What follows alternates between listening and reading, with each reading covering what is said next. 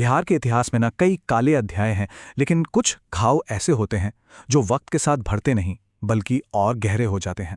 आज हम एक ऐसी ही रात की कहानी में गहरे उतरेंगे।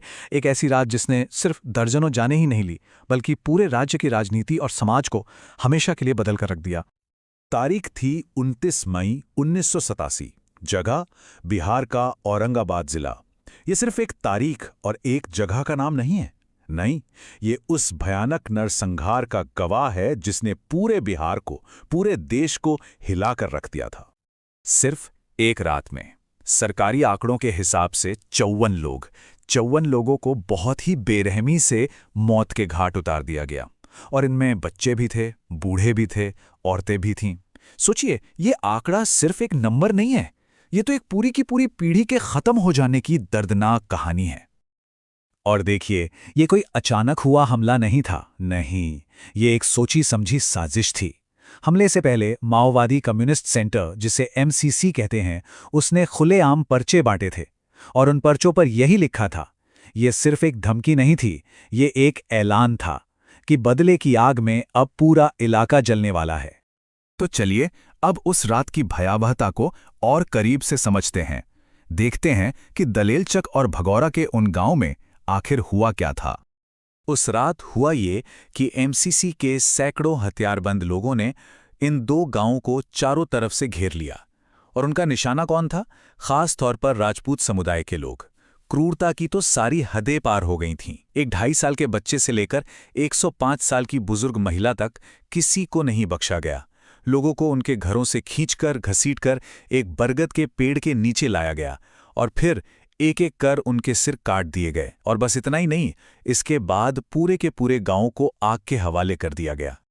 लेकिन सवाल यह है कि इस भयानक हिंसा के पीछे की असली वजह क्या थी? एक चश्मदीद थे रामदीन सिंह। उनके ये शब्द उस संघर्ष की जड़ की तरफ इशारा करते हैं जो दशकों से अंदर ही अंदर सुलग रहा था। ये लड़ाई सिर्फ जाति की नहीं थी, ये लड़ाई जमीन पर कब्जे की भी थी।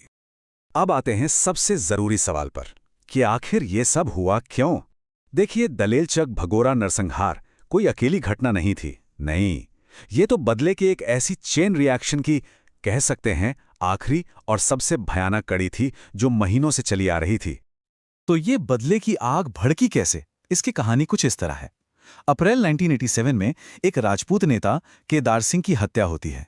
इसके जवाब में राजपूत छेछानी गांव में 7 यादवों को मार डालते हैं।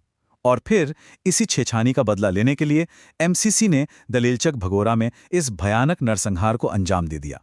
मतलब एक के बाद एक हिंसा का ये जो चक्र था वह पूरी तरह से कंट्रोल से बाहर हो चुका था। अच्छा, इस एक घटना को समझने के लिए हमें 1980s के दशक के बिहार के पूरे माहौल को समझना होगा। वो एक ऐसा दौर था जब बिहार जाति, जमीन और प्राइवेट आर्मीज के संघर्ष में सचमुच जल रहा था।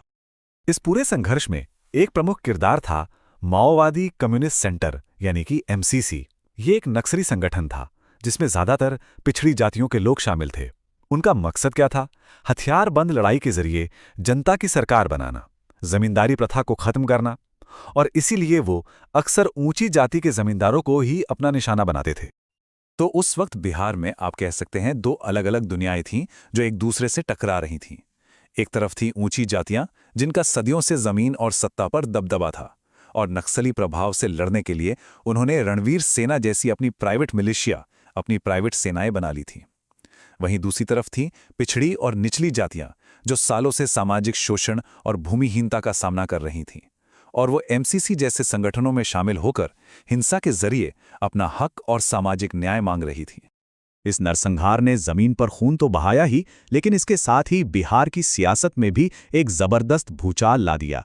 इसके जो पॉलिटिकल नतीजे निकले वो इतने दूर तक गए कि उन्होंने राज्य की दिशा ही हमेशा के लिए बदल दी। उस समय के दिग्गज नेता अटल बिहारी वाजपेयी का ये बयान उस वक्त की कांग्रेस सरकार पर जो दबाव था उसे साफ साफ दिखाता है। मतलब साफ था कि मुख्यमंत्री बिंदेश्वरी दुबे की सरकार इस नरसंहार को रोकने में पूरी तरह से फेल हो गई थी, और अब चारों तरफ से उन पर इस्तीफे का प्रेशर बन रहा था। और जो आंकड़े सामने आए वो तो वाकई चौंकाने वाले थे।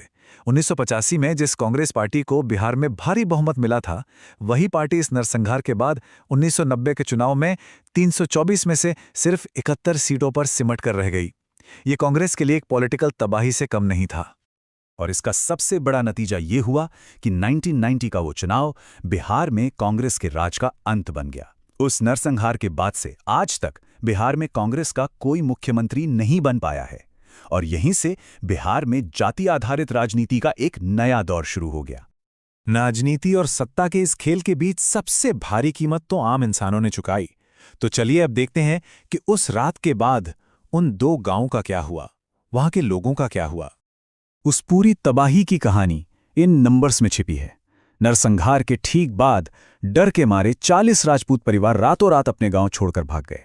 और आज दलेलचक में सिर्फ 6 घर बचे हैं और भगौरा गांव तो समझिए लगभग पूरी तरह वीरान हो चुका है। वहां सिर्फ 2 घर बचे हैं। और विडंबना देखिए कि जिस जमीन के लिए ये सारा खून खराबा हुआ, वो जमीन आज बंजर पड़ी है।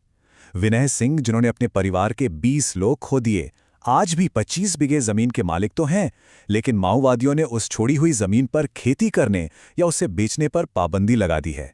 कभी जो उपजाऊ जमीन थी, वो अब सिर्फ जानवरों के चरने के काम आती है या फिर एक स्मारक बनकर रह गई है जहां दलेलचक में मारे गए लोगों के नाम लिखे हैं।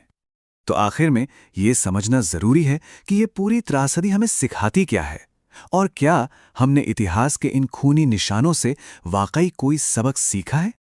क्योंकि सच तो यह है कि दलेलचक भगौरा तो सिर्फ एक शुरुआत थी। बदले की वो आग बुझी नहीं बल्कि और भड़क गई।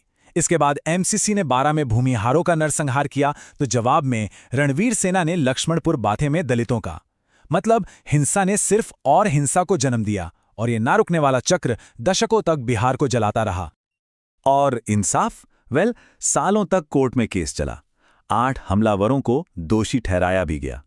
उनकी मौत की सजा को बाद में उम्र कैद में बदल दिया गया और अब वो सभी रिहा हो चुके हैं। जो पीड़ित परिवार थे, उनके लिए न्याय एक बहुत लंबा और शायद अधूरा इंतजार ही बनकर रह गया। तो ये पूरी कहानी हमें एक बहुत ही गहरे सवाल के साथ छोड़ जाती है कि जब हिंसा का जवाब हिंसा से दिया जाता है, जब बदले की आग में दोनों ही पक्ष एक दूसरे को जला रहे हों, तो आखिर में जीत का दावा करने के लिए बचता कौन है? शायद कोई नहीं।